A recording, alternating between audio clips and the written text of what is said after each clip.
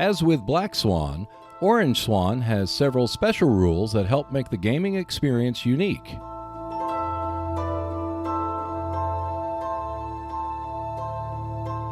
Only during the summer seasons will monsoons impact land and sea zones that are marked with a monsoon icon.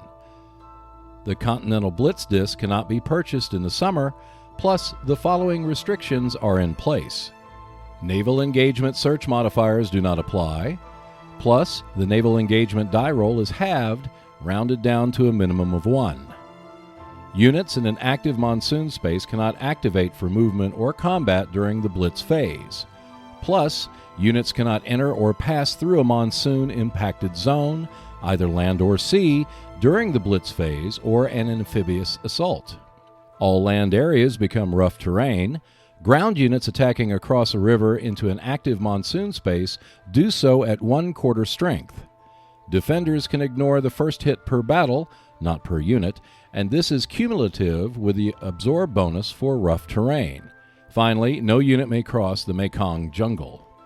Japanese air units have a range of 3 MP throughout the entire game. U.S. and Commonwealth air units have 2 MP in 1941 and 1942, 3 MP in 1943, and 4 MP in 1944, as well as 1945. U.S. elite air units will increase their range to 5 MP in 1945. U.S. Marines are considered elite infantry. When engaging across a river, a double black arrow, or launching an amphibious assault, they will fire first. This means before air units, but after support fire. They are not quartered or halved and can earn an unopposed bonus unless they are attacking into an active monsoon area. If the Japanese production is reduced to 0 during the Axis production phase, after strategic warfare, and if at least one elite U.S. air unit is in range of Japan, the country will surrender. Since it is possible that such conditions may exist before 1945, you may either assume it was a massive conventional bombing attack or use optional rule 10.5. If a Japanese unit does not occupy a purple land area in China, assume it reverts to Chinese control at the end of the Japanese turn. China receives a single free reinforcement step for any Chinese communist unit after the strategic air warfare phase for the Allied player.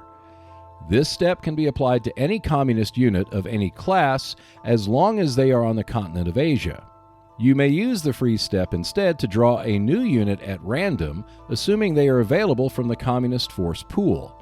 Such a unit must be placed in any purple land area that is controlled, assuming it is vacant, or only has communist units present. Only nationalist Chinese units may be purchased from the force pool using production points.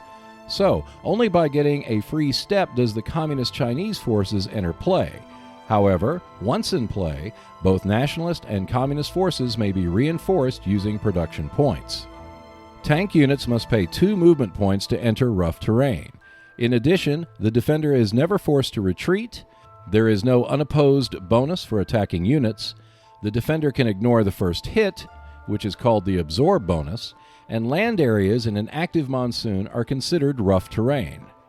A single black line denotes a standard strait, while a double black arrow denotes a narrow strait. With the exception of the Kamchatka Strait, the land on both sides must be under the same friendly control as the naval units for the supply to pass. Ground units cannot cross standard straits, while air units that fly over must pay 1 MP for the sea zone. Ground units engaging across narrow straits are marked with a light blue cube, which denotes being halved in combat.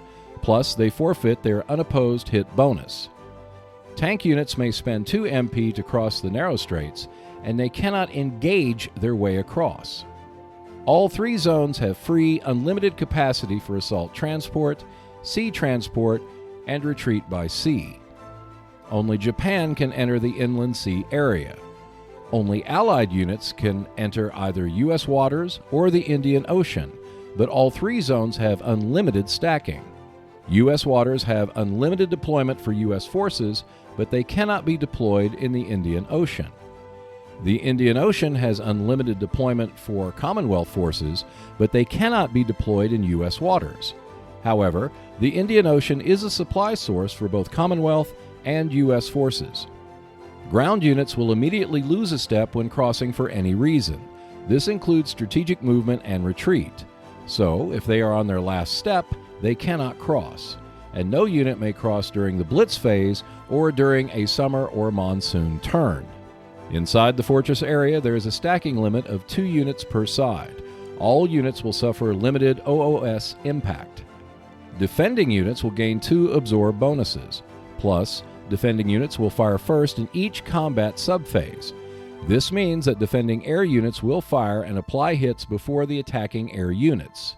Same is true for defending artillery units, applying hits to attacking artillery units, and so forth. Defending units also ignore mandatory retreat. And that is the special rules for Orange Swan.